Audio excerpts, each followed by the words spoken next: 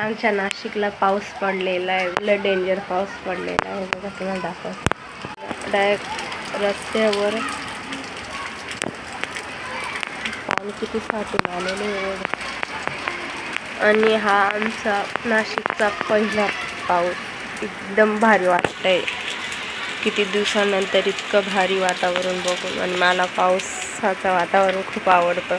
लोकांना होत असेल पावसामध्ये, पावसाचं लय आवडतं, पण माझ्या दोन्ही मुलींसाठी लय परेशानी आहे.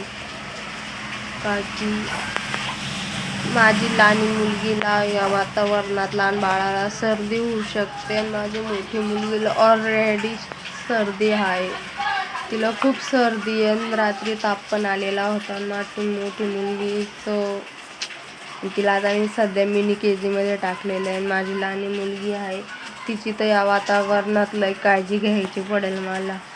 बघू आता पुढं काय होतं, हालतला लय जाम होणार आहे.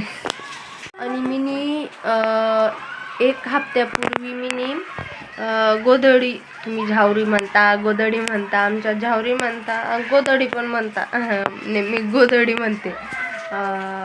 गोधडी शिवायचा व्हिडिओ टाकला होता, त्याला चांगले व्ह्यूज पडले. मग मला सांगू शकशाल का तुम्हाला असे गोधडी शिवायचे व्हिडिओ चालतील का? असे माझे छोटे छोटे अनुभव मी तुमच्यासोबत शेअर करेल, त्यांचे व्हिडिओ चालतील. सांगशाल का कमेंटमध्ये? नक्की सांगा.